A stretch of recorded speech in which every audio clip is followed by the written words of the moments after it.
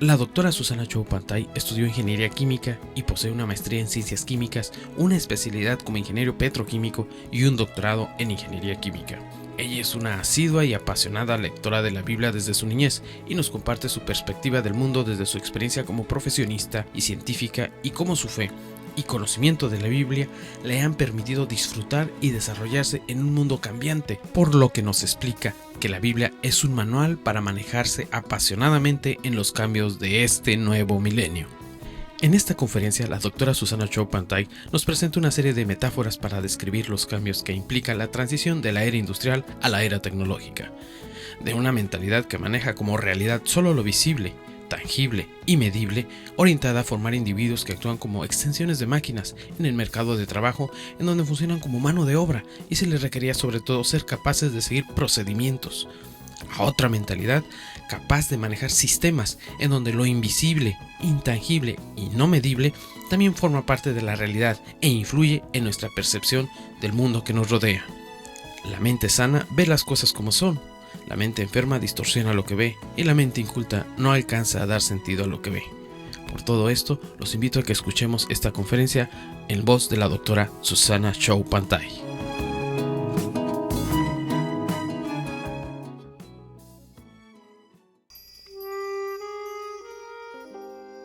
Yo soy de la generación de la era industrial. Y es más, muchos de sus maestros son de la era industrial. Y en la era industrial, lo que nosotros teníamos era lo siguiente. Digo, teníamos una línea de ensamblaje. Y entonces asignaban especialidades. Y los únicos que pensaban son los que manejaban la línea de ensamblaje. Y después le asignaban a cada uno de las partes la labor que les correspondía. En otras palabras, todos nuestros programas de estudio estaban hechos para hacernos extensiones de máquinas. Ya no eran los artesanos. Cuando se entró la era industrial, quisieron desplazar a los artesanos. Y para ello crearon especialidades de diferentes oficios. Y se trabajaba en lo que se llamaba cada chango a su mecate. Es decir, cada quien estaba haciendo su trabajo y se le recompensaba por abocarse exclusivamente a su especialidad y hacer las cosas exactamente como les pedían que las hicieran. Esa era la era industrial. Entonces lo que sucedía es que cada quien trabajaba en su pequeño terreno y manejábamos nuestra verdad dentro de límites y todas las soluciones eran convergentes. Es aquí donde nosotros teníamos todas las ecuaciones para resolver todas las variables. Del exterior a ese círculo eran puras constantes.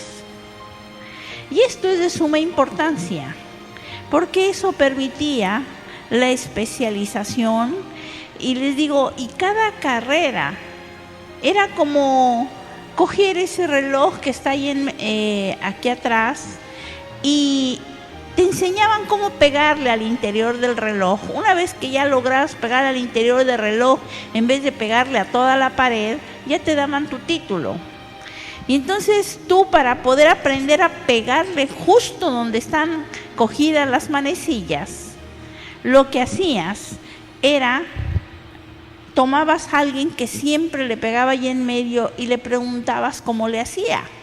Y después tú te ponías a practicar hasta que lograbas tú pegarle en medio, o sacabas maestrías y sacabas doctorados para poder atinarle en medio.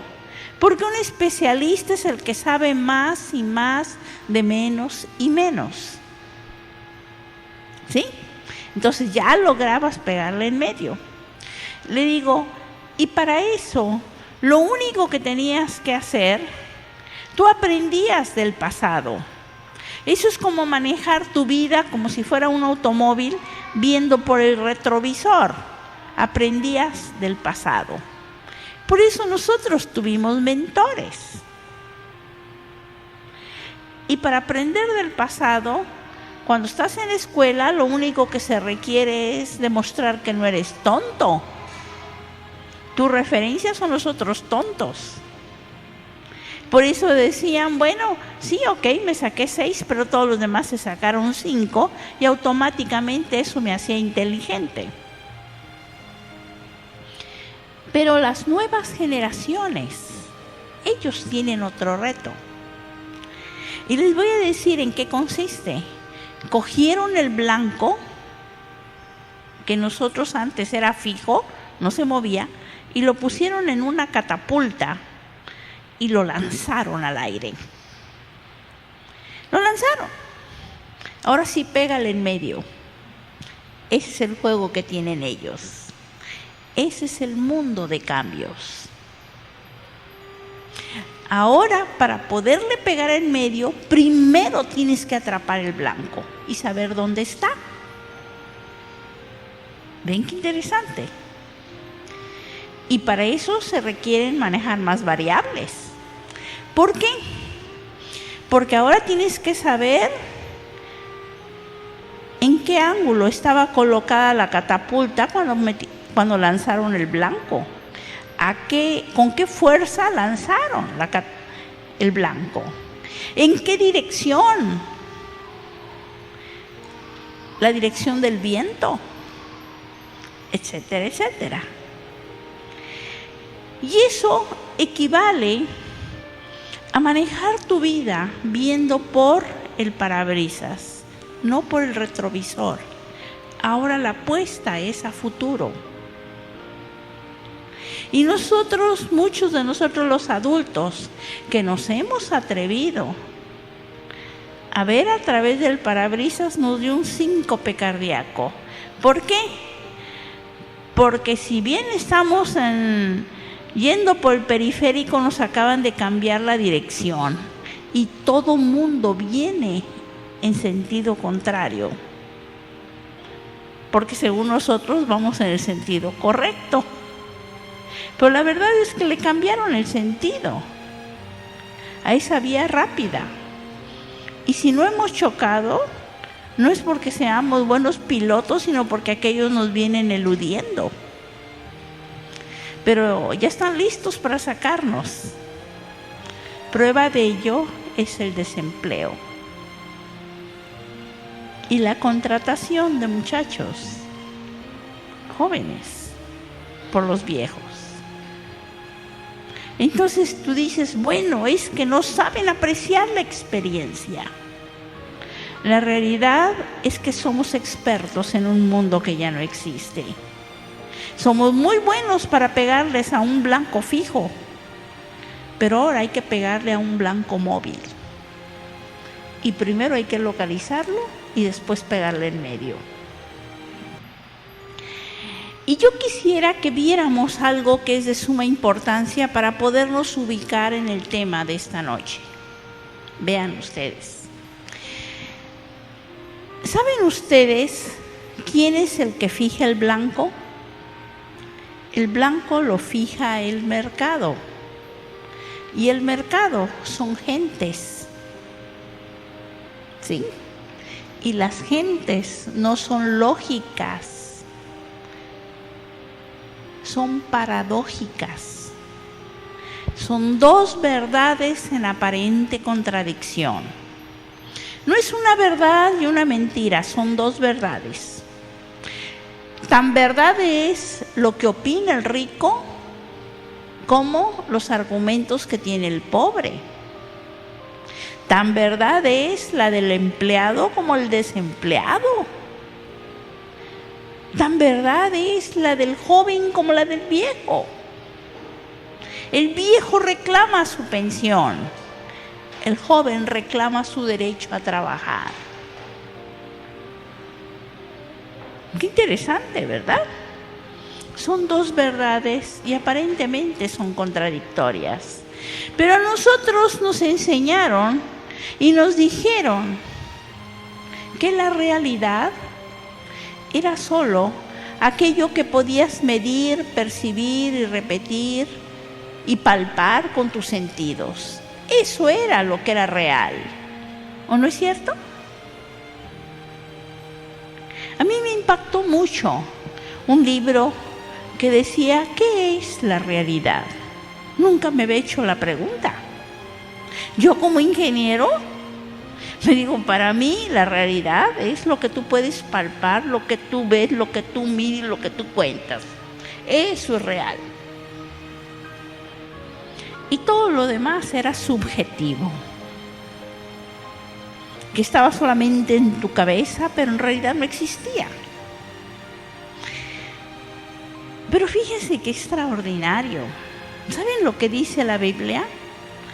Que lo que tú puedes ver es transitorio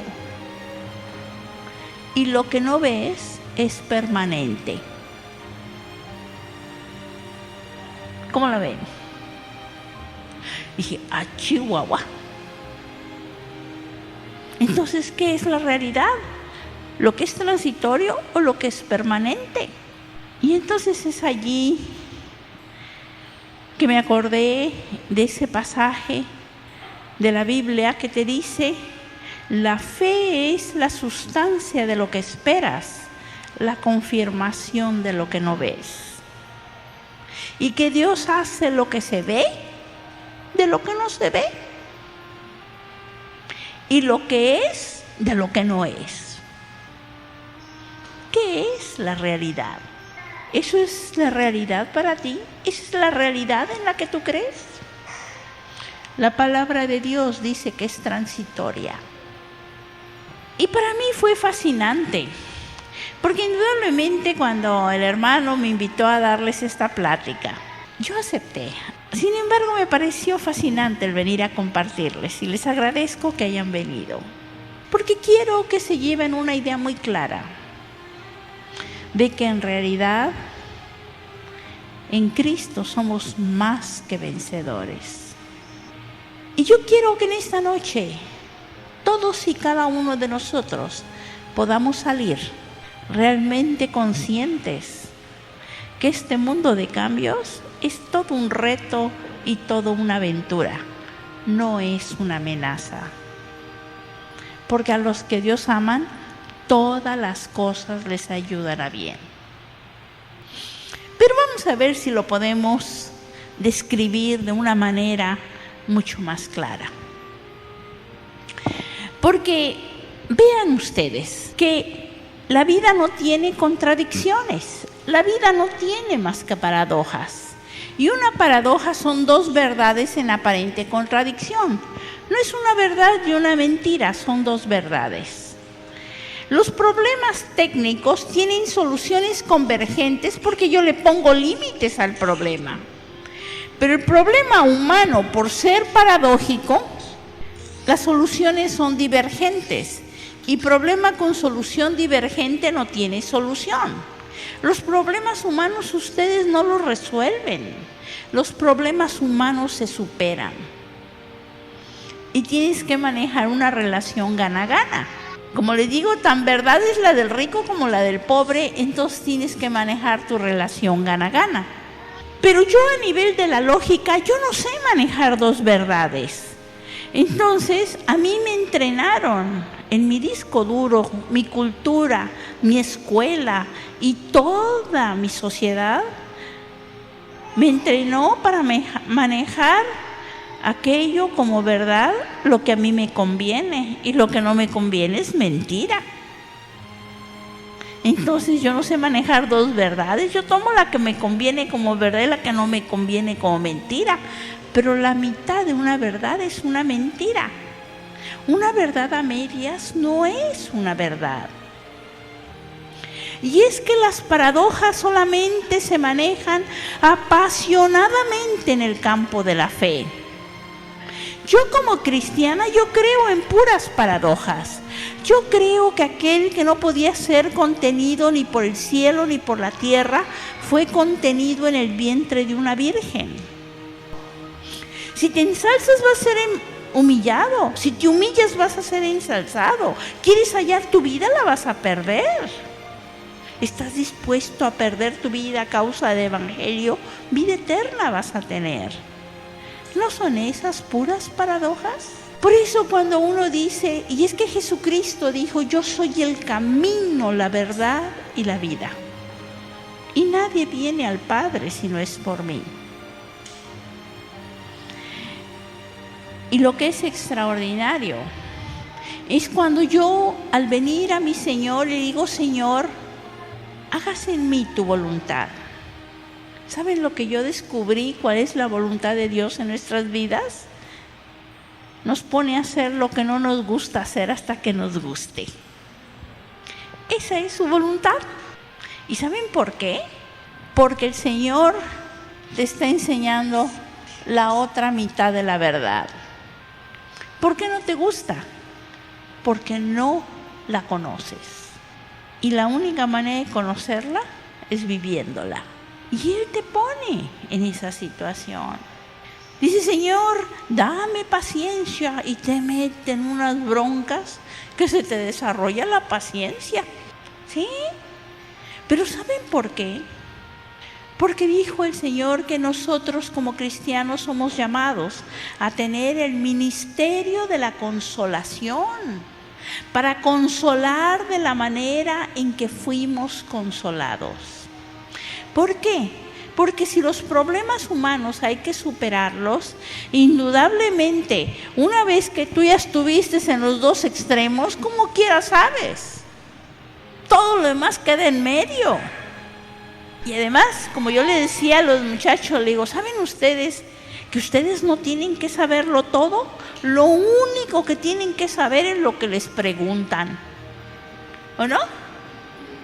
Le digo, vayan ustedes a un examen, escupan en el cuaderno todo lo que saben y lo único que no contesten es lo que les preguntan. Pues de imbéciles no los bajan. Pero quizá no sepas todo, pero lo único que contestaste es lo que te preguntaron. Eres un genio, ¿verdad? Y les voy a decir por qué. Porque en realidad, para poder contestar lo que te preguntan, tienes que saber en qué rollos anda el que te pregunta. No tanto que sabes tú, sino en qué rollos anda el que te pregunta, para darle la respuesta exacta a lo que te está preguntando. Y para eso, si tú ya has estado en los dos extremos de la paradoja, puedes ubicar exactamente qué te está preguntando. Qué interesante, porque dice que Jesucristo sabía lo que había en el corazón de sus interlocutores, ¿no? Cuando le dicen, Señor, ¿nos es lícito darle tributo al César? ¿Ustedes creen que el Señor no sabía en qué rollos andaban los fariseos? ¿A poco porque eran ciudadanos muy honestos y querían pagar todos sus impuestos? No, querían atraparlo. Si él decía que sí, era un traidor, porque los que cobraban los impuestos eran los romanos. Y si decía que no, entonces lo podían acusar de sedición. Pero el Señor, como sabía cuál era el rollo que se traían, le dice, dale al César lo que es de César y a Dios lo que es de Dios. Porque el Señor te da esa sabiduría para conocer lo que está en el corazón de tu interlocutor, puesto que ya pasaste por la prueba del añejo, es decir, en el otro extremo de la paradoja, la otra mitad de la verdad.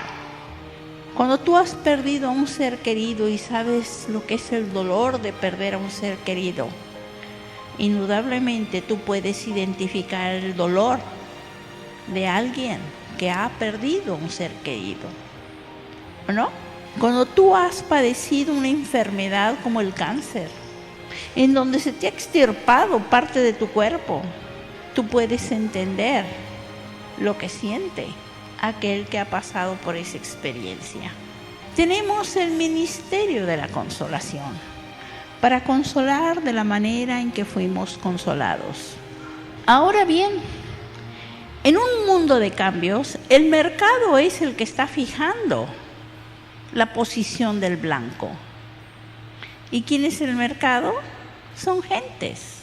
Y el Señor te entrena para manejar y saber lo que hay en el corazón de las personas y en la mente de las personas. Qué interesante, ¿verdad? Porque es el mercado el que fija al blanco. Por eso dice que a los que Dios aman, todas las cosas les ayudan a bien, porque Él te está enseñando la otra mitad de la verdad.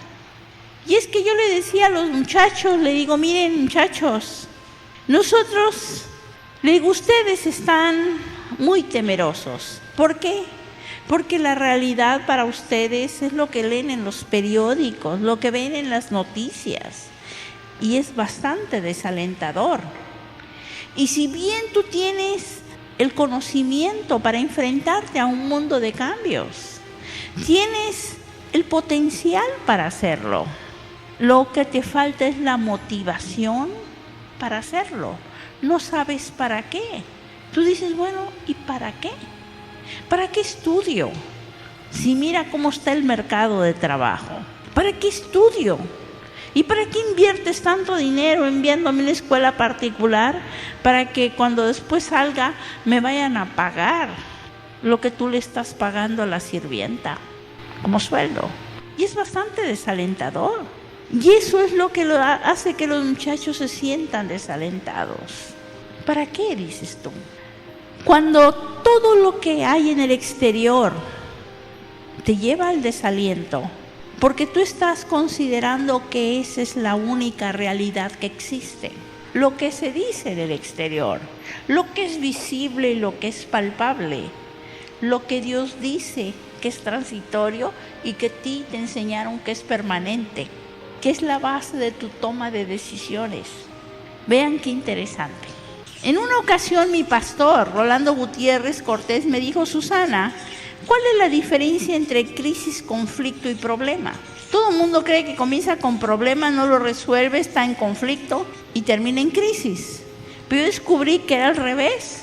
Tú comienzas con la crisis, no la resuelves, estás en conflicto y terminas en problemas. Nosotros somos muy dados a utilizar las palabras para comunicarnos, pero muy pocas veces analizamos el significado de las palabras. Y si el toque de la trompeta no es claro, ¿cómo sabe el ejército qué es? Si es hora de comer, de dormir o de aprestarse a la batalla. No lo sabes. Porque usamos las palabras sin conocer el significado. Y por eso muchas veces el mensaje que transmitimos es confuso. La crisis en chino se escribe con dos ideogramas. Uno que significa peligro y el otro que significa oportunidad. Tienes el peligro de perder intereses creados, pero tienes la oportunidad de sacudirte dependencias y desplegarte hacia nuevas maneras de pensar, de sentir y de actuar. Y entre las múltiples definiciones de una crisis está el de mutación, y una mutación no es más que un cambio. Yo soy un pequeño sistema llamado Susana Chow. Tengo ojos, tengo pelo, pies, etc. Me muevo en otro pequeño sistema llamado Familia Chow, en otro pequeño sistema llamado Gerencia de Investigación y Desarrollo Tecnológico, en otro pequeño sistema llamado Petróleos Mexicanos. De esos pequeños sistemas, yo tengo todas mis ecuaciones para resolver todas mis variables. Yo sé a qué horas me tengo que levantar, cuándo me tengo que presentar a mi trabajo, cuándo voy y cobro mi catorcena, cuándo puedo pagar el mantenimiento, cuándo vengo a visitar a mi familia. Todo está fríamente calculado. Hay una respuesta para cada pregunta.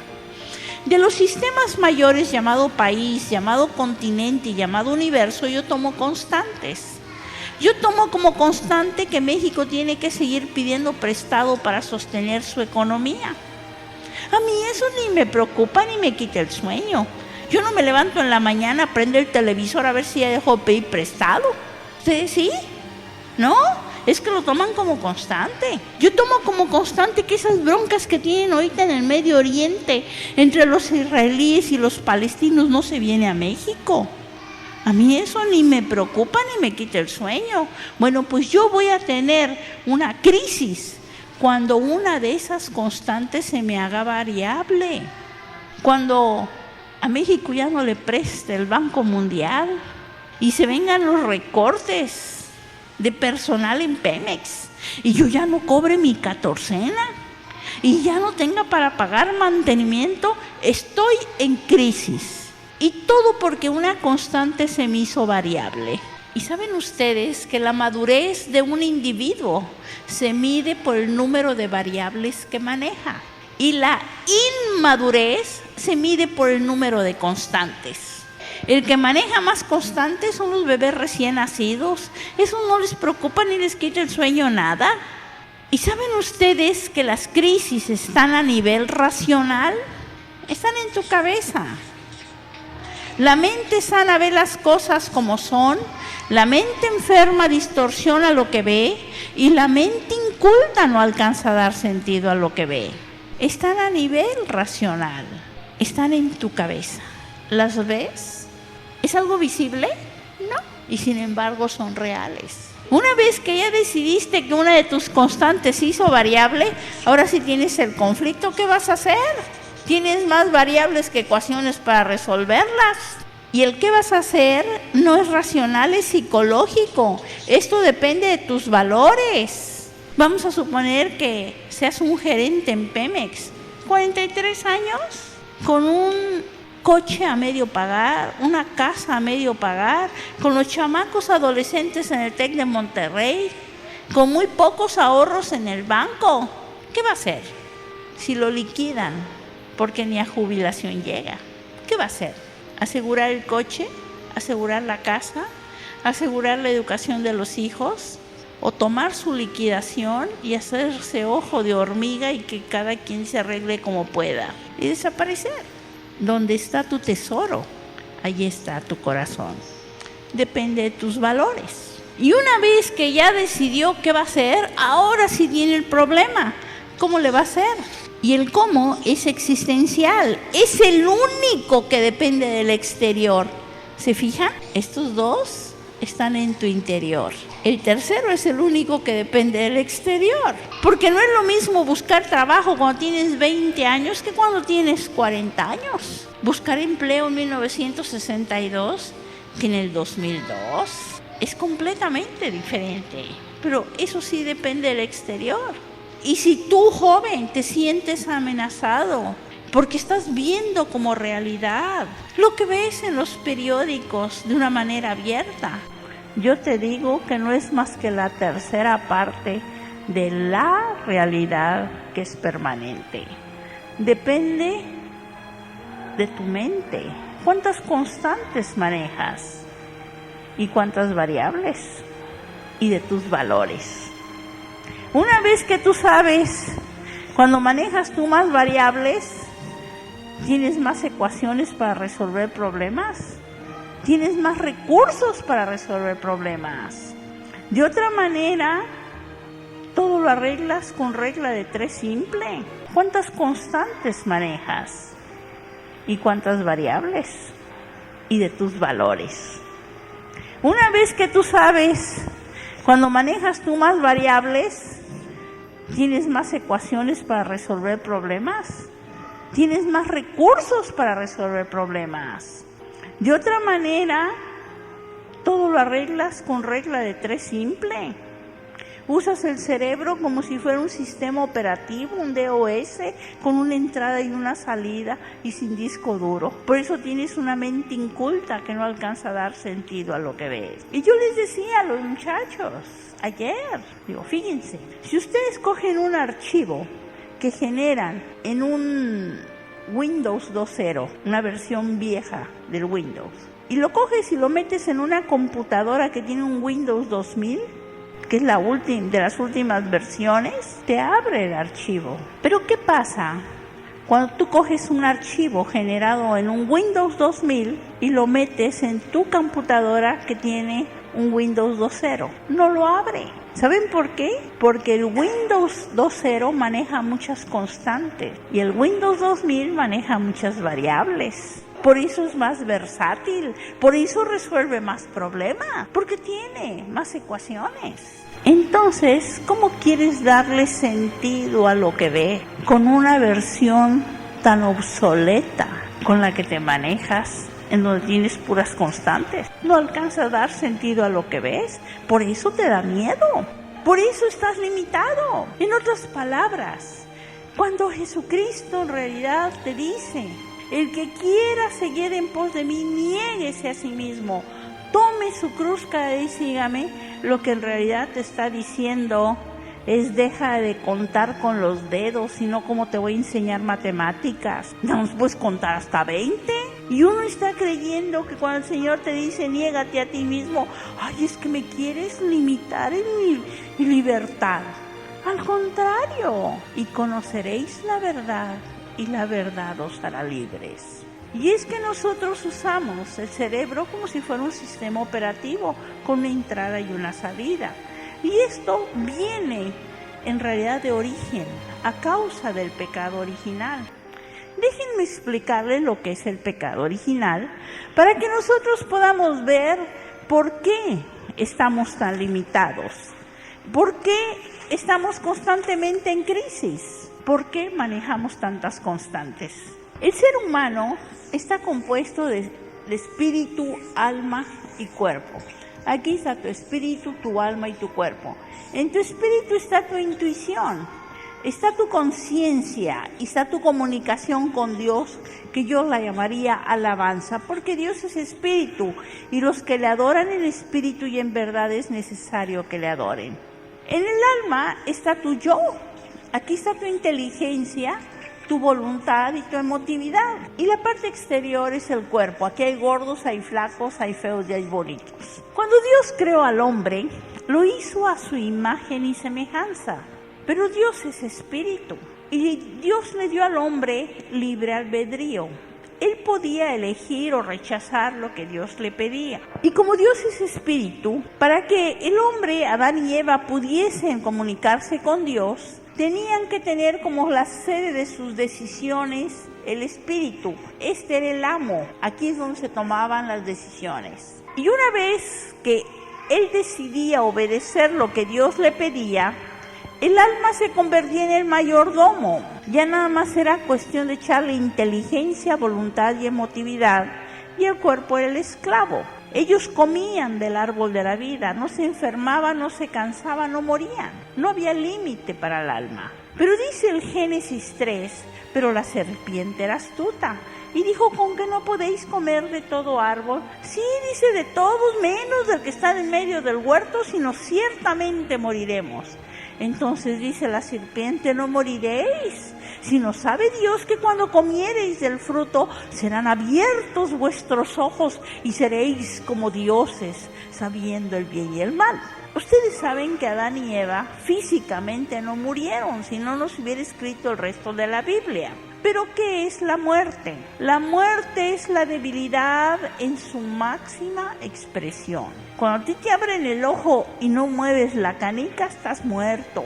Cuando te ponen el dedo en la yugular y no sientes nada, estás muerto. Cuando te tocan el pulso y no sientes nada, estás muerto.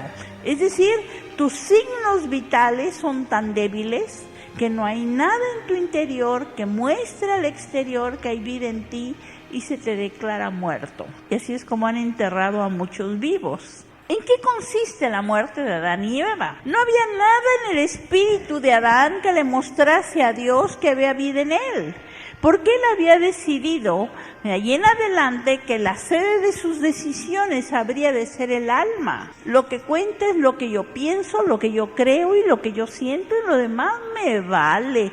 Yo soy el arquitecto de mi propio destino.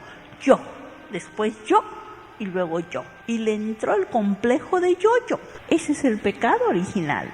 Y con eso naces y con eso te mueres. Y eso es lo que hace que al hombre se le haya cambiado el código genético. Porque cuando Dios creó al hombre a su imagen y semejanza, él poseía el fruto del Espíritu como código genético: amor, gozo, paz, benignidad, bondad, fe, mansedumbre y templanza.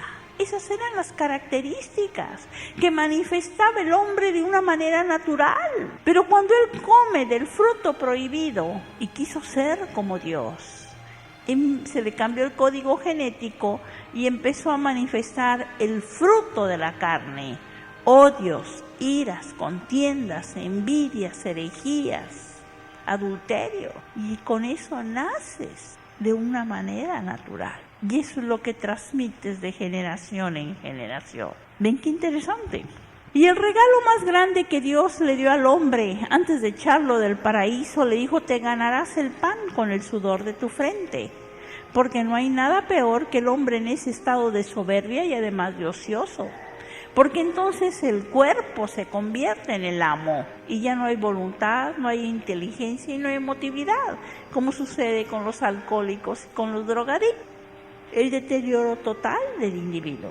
Pero la Biblia nos dice que Dios tenía un plan. Y dice: pero de tal manera amó Dios al mundo, que dio a su Hijo unigénito, para que todo aquel que en él cree no se pierda, mas tenga vida eterna.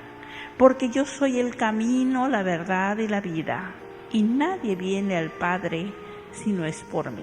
Pero el Señor te dice: el que quiera seguir en pos de mí, niéguese a sí mismo. Y el apóstol Pablo dice: con Cristo estoy juntamente crucificado, vivo no ya yo, vive Cristo en mí. Porque Dios, a través de Jesucristo, viene a restaurar la posición original y te da de su espíritu para que more en ti, para que tengas comunicación con Dios.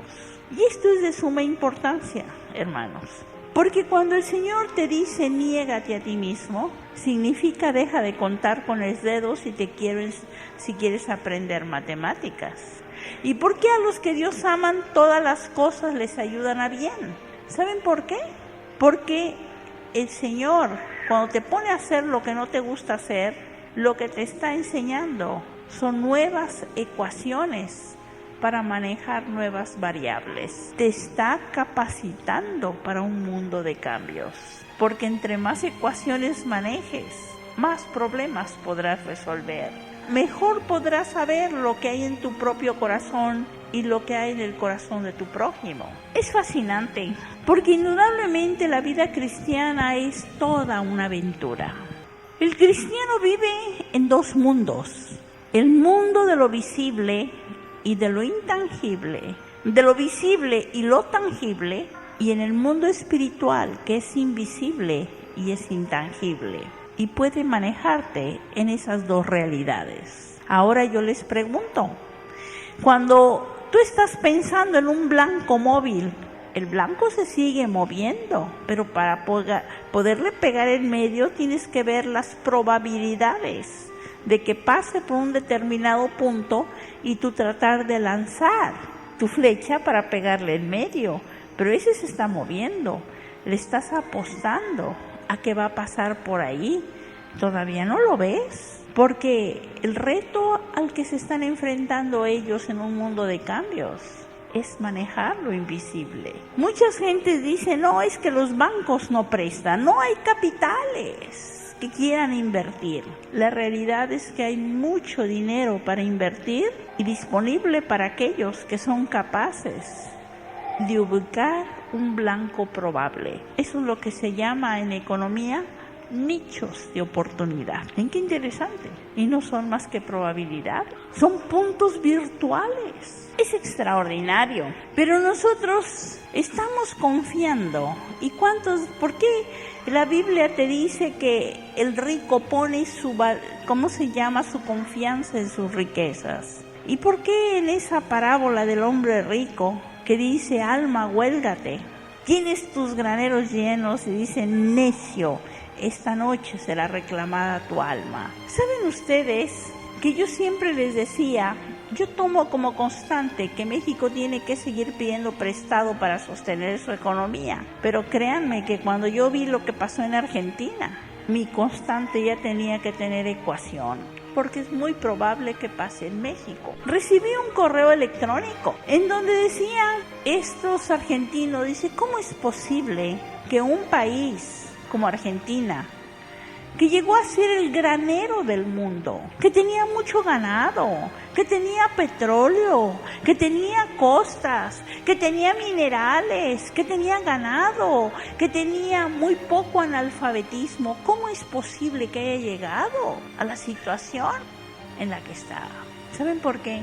Yo me quedé pensando, justo ese ganado, esas costas, ese petróleo, esa era la realidad sobre la cual ellos habían puesto su confianza, porque era palpable, porque era visible, porque era medible, y sobre eso pusieron sus confianzas, como sus vacas gordas para época difíciles. Y sin embargo, no se dieron cuenta en lo invisible, las consecuencias invisibles que conllevaba el pedir prestado al Banco Mundial.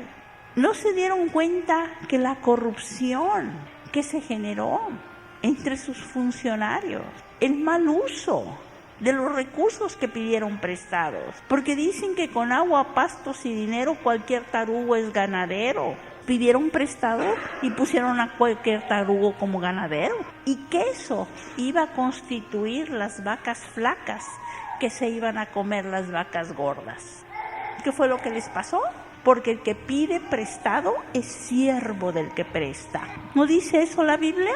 ¿Vieron cómo eso es invisible, que tú ni siquiera estás tomando en cuenta como realidad? Fue lo que realmente destruyó aquello que tú creías que era realidad, porque era palpable, era medible y era visible. ¿Y cómo aquello que tú consideraste permanente se volvió transitorio? Es tremendo. ¿Qué es la realidad? Y es que para ver las cosas como son, hay que empezar a usar el cerebro en Windows, en vez de usarlo como sistema operativo.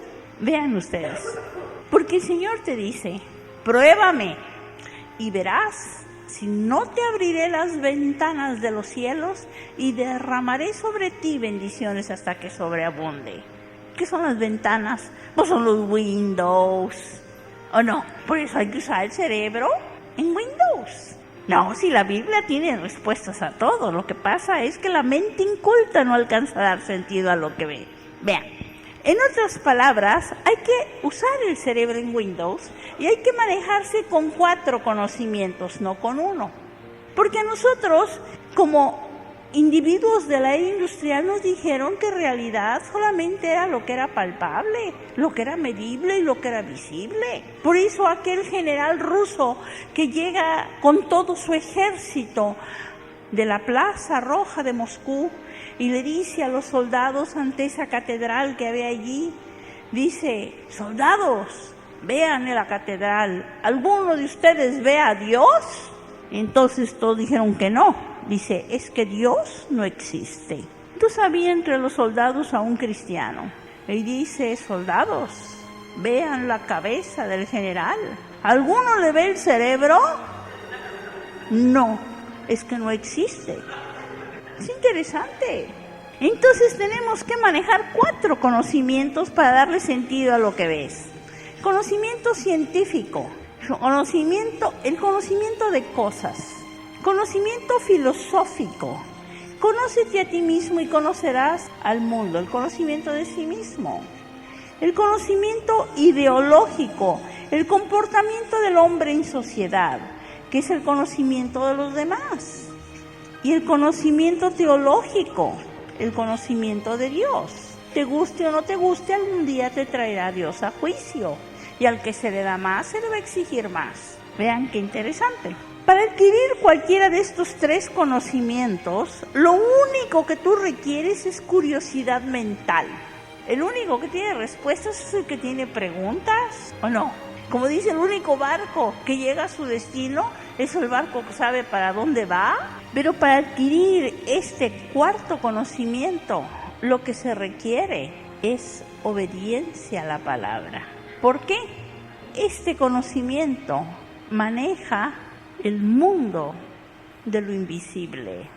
La fe, el justo por la fe vivirá. Y la fe es la sustancia de lo que esperas, la confirmación de lo que no ves. Y Dios hace lo que se ve de lo que no se ve, y lo que es de lo que no es. Y lo que es extraordinario, el Señor te dice, busca primeramente el reino de Dios y su justicia, y todo lo demás viene por añadidura. Es extraordinario. Y dice, mi pueblo se pierde porque le falta conocimiento. Y conoceréis la verdad, y la verdad os hará libres. Y yo soy el camino, la verdad y la vida. Y nadie viene al Padre si no es por mí. Y Jesucristo te dice, erráis ignorando las Escrituras, porque en ellas os parece que tenéis vida eterna, y ellas son las que dan testimonio de mí. Y dijo, todo pasará, pero mi palabra no pasará. ¿Qué quiere decir eso? Que todo es variable. Lo único que es constante es su palabra. ¿Cómo la ven? Quiere decir que la Biblia es el manual para enseñarte a manejarte en un mundo de cambios. Porque a los que Dios aman todas las cosas les ayudará bien. Porque en cada circunstancia el Señor te está enseñando nuevas ecuaciones para resolver nuevas variables. Es Dios el que te da sabiduría. Porque cuando el Señor te llama para que vivas no ya tú, sino para que viva Él en ti. Porque cada uno, a causa del pecado original, actuamos en la sociedad como si fuéramos células cancerosas, que creemos que somos las únicas que tenemos derecho a vivir. Entonces atraemos hacia nosotros el alimento que es para toda la sociedad, lo atraemos solamente hacia nosotros y privamos a los demás de ese alimento. Y nosotros lo acumulamos porque creemos que los únicos importantes en el universo somos nosotros y que todo el universo gira alrededor de nosotros, como si la Tierra fuera el centro del universo. Así creemos nosotros que somos el centro del universo. Y tratamos de interpretar las cosas en función de lo que nos beneficia y lo que nos perjudica, como si fuéramos el centro del universo. ¡Qué interesante! Ayer los muchachos en la conferencia del TEC de Madero, en donde tuve como 1,200 muchachos, alguien me hizo una pregunta y me dijo, oiga doctora, ¿usted cree que es bueno que Pemex se privatice? Entonces yo le respondí, digo, esa es la mitad de la verdad. La otra mitad de la verdad, ¿tú crees que fue bueno que tú hipotecaras tu petróleo? El que pide prestado es siervo del que presta, ¿o no? Es como si tú dices, ¿tú crees que es bueno que el banco me quite mi casa? Porque no te preguntaste que si era bueno que la hipotecaras. Si no lo hubieras hipotecado, no hubieras tenido esa bronca. Es muy interesante, porque yo quisiera que nosotros viéramos cómo en Cristo nosotros tenemos, indudablemente, el Señor nos muestra caminos extraordinarios. La Biblia es un verdadero manual que nos prepara para un mundo cambiante. Pero tenemos que aprender a manejar otro vocabulario, porque el vocabulario que Dios usa en su palabra para transmitir su mensaje para tu vida es diferente al vocabulario que tú usas para interpretar el mundo que te rodea. Vean, así está bien. Vean ustedes, ¿saben que en las ideologías hay 3 culturas? La cultura del arroz, la cultura del trigo y la cultura del maíz. La educación ustedes no la adquieren, la educación se mama, se adquiere en el hogar. En la cultura del arroz enseñan al niño a colaborar. En la cultura del trigo lo enseñan a competir. Y en la cultura del maíz lo enseñan a depender. En la cultura del arroz es México, es Japón, el Oriente. Entonces tienes la cultura del arroz, la del trigo y la del maíz. En la cultura del arroz es Japón Oriente.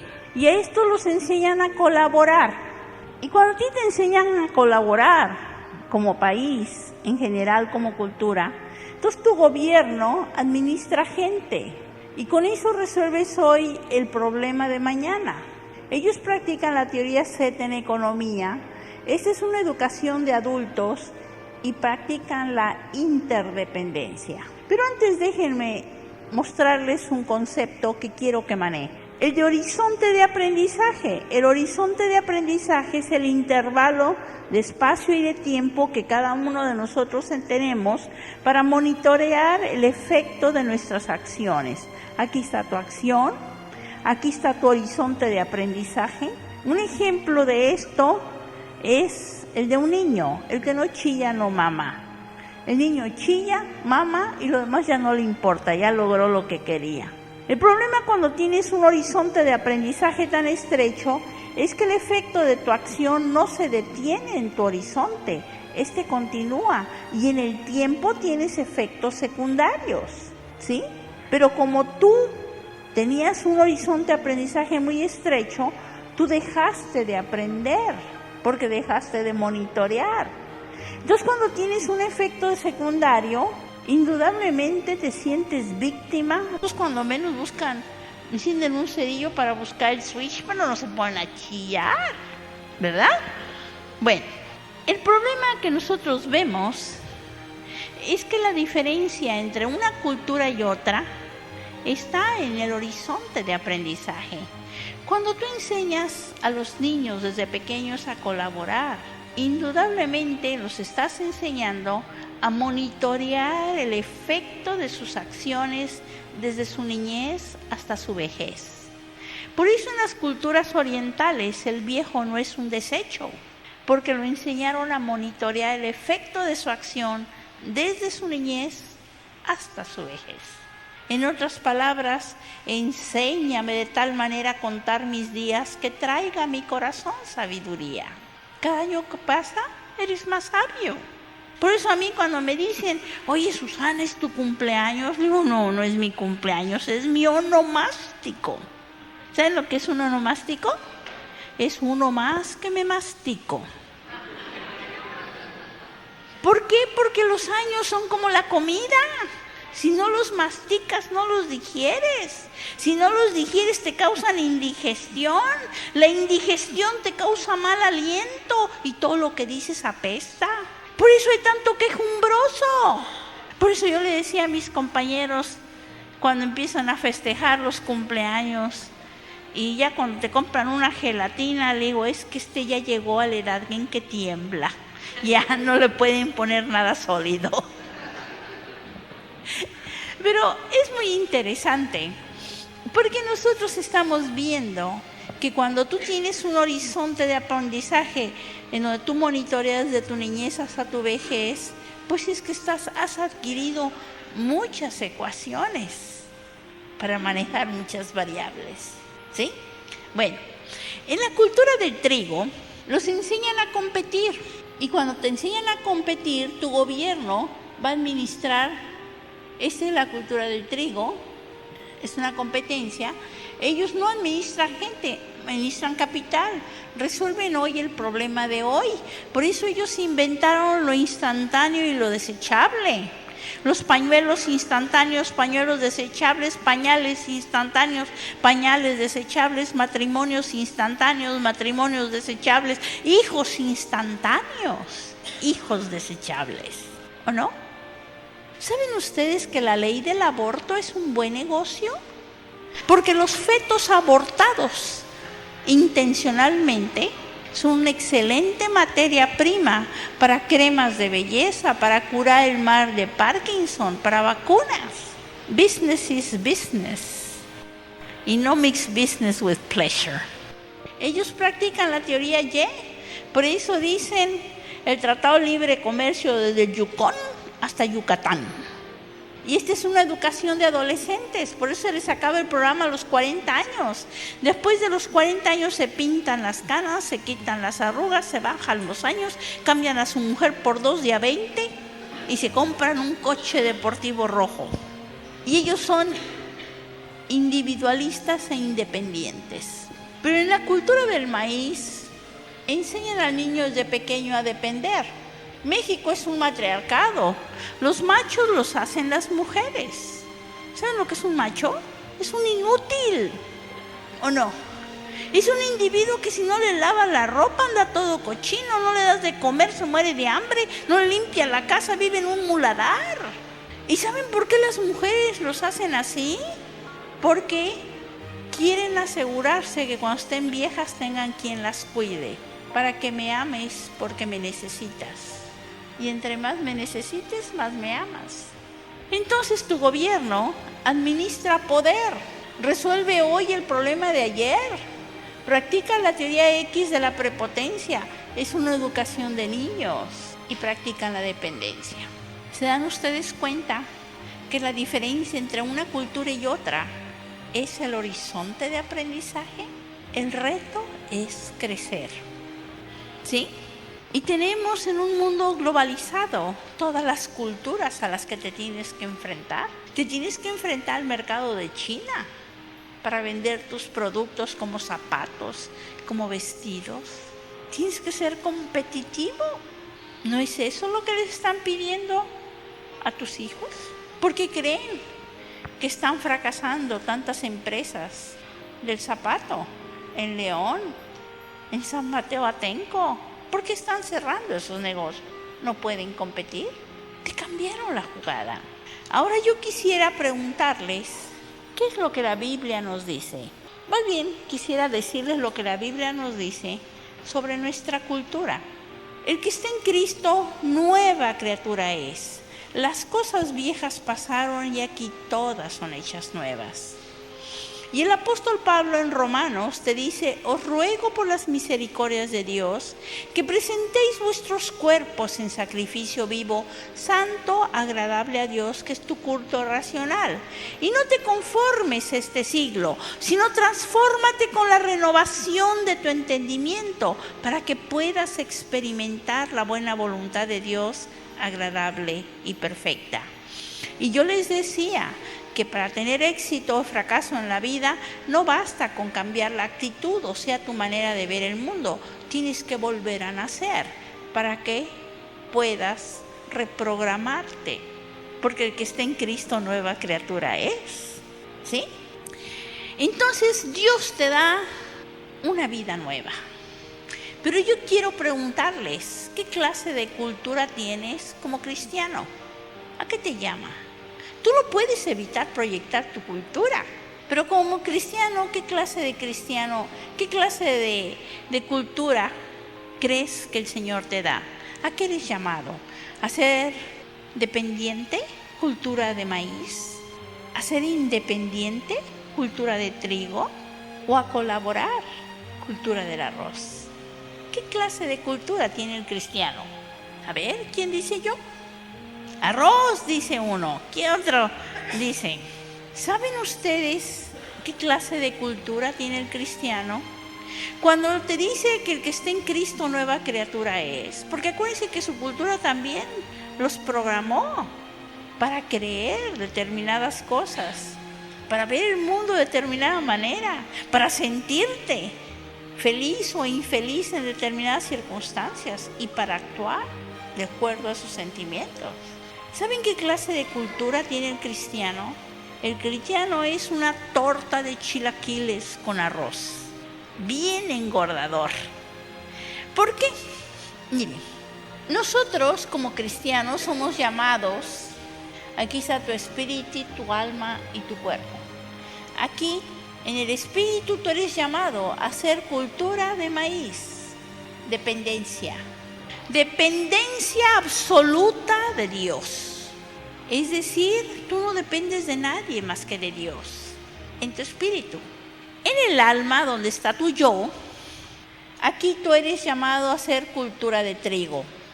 Y en el cuerpo, en la parte externa, tú eres cultura del arroz. Entonces el cristiano es una torta de chilaquiles con arroz. Y vean por qué.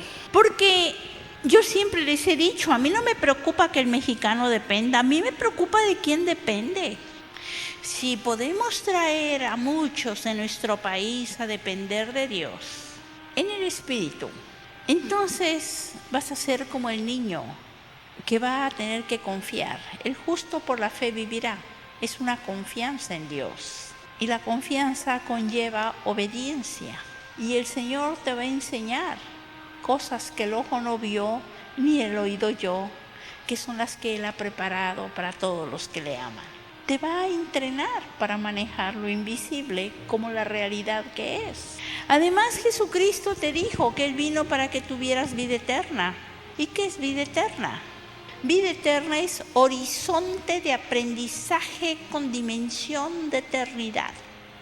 ¿Cómo la ven? Quiere decir que vas a aprender y vas a monitorear el efecto de tus acciones, desde tu nacimiento en el Señor hasta la eternidad misma de Dios. Y en esta época de cambios en donde el mundo está desechando a los mayores de 35 años, en ese momento, tú en Cristo, Él te dice, fructificarás en tu vejez y tu obra continuará aún después de tu muerte. Es decir, después de los 52 años apenas empieza a poner bueno. Qué interesante, ¿verdad? Porque ya pudiste acumular un chorro de ecuaciones para manejar un montón de variables y puedes fructificar. En la cultura, vean por qué, porque tú eres llamado en el Espíritu a ser cultura de maíz. Porque vas a administrar poder y tendrás poder y me serás testigo en Jerusalén, en Samaria y hasta lo último de la tierra. Porque vas a resolver el problema de ayer, en donde vivo no ya yo, sino vive Cristo en mí. El problema del pecado original. ¿Y cómo? Porque cuando tú aceptas a Cristo como tu Salvador personal, Dios te da un espíritu nuevo para que el Espíritu de Dios pueda morar en ti. Y si el Espíritu de Dios mora en ti, indudablemente vives no ya tú, sino vive Cristo en ti. Y luego vean ustedes, se practica la teoría X. Una cruz parada es un signo de sumar. Una cruz acostada es un signo de multiplicar. Y si no fuereis como niños, no veréis el reino de Dios. En la cultura, en el alma, tú eres llamado a ser cultura de trigo. ¿Por qué? Porque indudablemente tus talentos, hay una lucha entre lo que yo quiero y la competencia, entre lo que yo quiero y lo que Dios quiere, entre usar los talentos que el Señor me dio para mi yo o para aquello para lo cual Él me creó, ¿sí? Porque Él te creó para buenas obras, que Dios preparó desde antemano para que anduviésemos en ellas. Es una competencia y eso lo vas resolviendo hoy, cada día. Bástate del día su afán, porque el Señor te llama a llevar esa independencia tuya a sus pies. Y estás constantemente en crisis, porque cada vez que tú ganas, tú pierdes. Cada vez que tú le cedes al Señor tu yo, tú ganas. Porque ensanchas el sitio de tu tienda, alargas tus cuerdas y afianzas tus estacas para no ser escaso. En el cuerpo nosotros somos llamados a ser cultura del arroz, para que seamos uno, para que el mundo crea. Porque en Cristo no hay ni judío, ni griego, ni chino, ni japonés, ni mexicano, ni americano. Somos todos uno en Él, porque vivo no ya yo, vive Cristo en mí. Somos miembros de un mismo cuerpo, en donde la cabeza es Cristo. ¿Ven qué interesante? Por eso en Cristo Él te cambia tu cultura.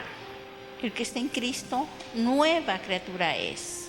Y te va a dar un horizonte de aprendizaje, no de niño, ni de adolescente, ni de adulto. Te va a dar un horizonte de aprendizaje con dimensión de eternidad. Y es de esa manera cuando tú puedes visualizar el mundo con esa nueva mentalidad que Cristo te da, indudablemente estás capacitado para ser testigo en Jerusalén, en Samaria y hasta lo último de la tierra. ¿Y cómo? Es decir, vas a poder negociar con todo el mundo a nivel global. ¿No es al último la tierra la globalización? ¿Ven qué interesante? Entonces no se vuelve una amenaza, se vuelve una aventura. Porque en realidad como cristianos nosotros somos llamados a transformar en hermoso lo que es vil. Jeremías 15:19 te dice: si tú te convirtieres, yo te restauraré, y delante de mí estarás. Y si entresacares lo precioso de lo vil, serás como mi boca. Conviértanse ellos a ti, y tú no te conviertas a ellos. Y yo te pondré en este pueblo por muro fortificado de bronce. Pelearán contra ti, pero no te vencerán, porque yo estoy contigo.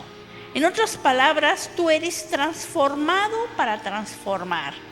¿Transformar qué? En hermoso lo que es vil. ¿Qué quiere decir eso?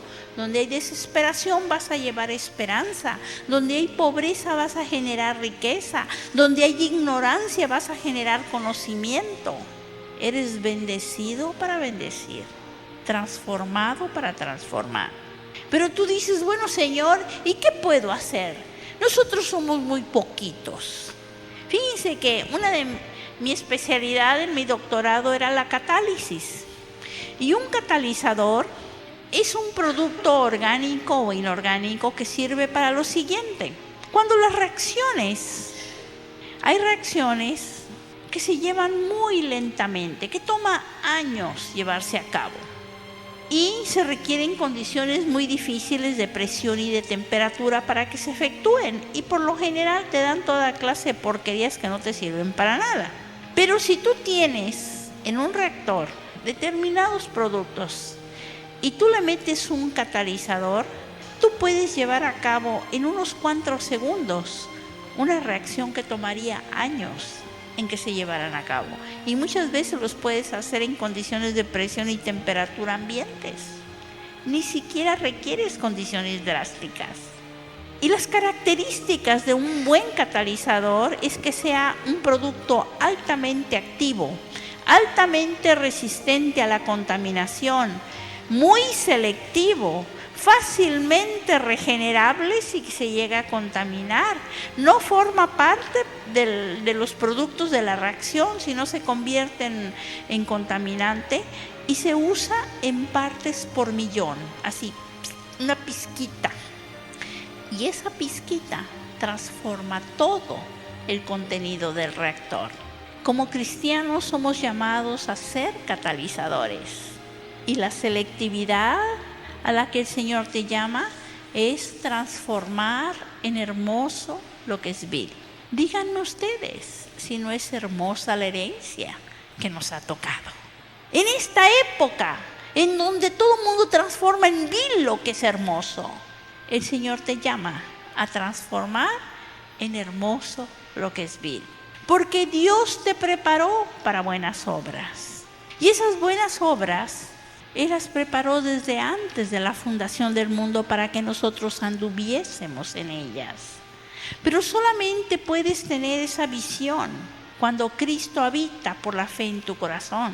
¿Por qué? Porque a través de su Espíritu Él te dice lo que Él quiere de ti. No lo que quiera hacer ni dónde quiera ir. Pues ¿quién soy yo que deba decidir? Mi Padre escogerá la senda que es mejor y allí feliz yo he de ser. Y yo quisiera, hermanos, solamente terminar invitándolos para que acepten a Cristo como su Salvador personal, para que renueven esa visión que el Señor te ofrece, para que te puedas convertir en un catalizador, un instrumento en sus manos, un transformador de este mundo. Somos transformados para transformar, bendecidos para bendecir. Y Dios te pone una visión de ir por todo el mundo y proclamar el Evangelio. Ya eso los invito en esta noche. ¿Por qué? Porque el Señor se manifiesta su grandeza y su poder a través de sus hijos. Así como la industria nos llamaba a su mano de obra, el Señor nos convierte a cada uno de nosotros como cristianos en instrumentos de su paz. Que el Señor los bendiga.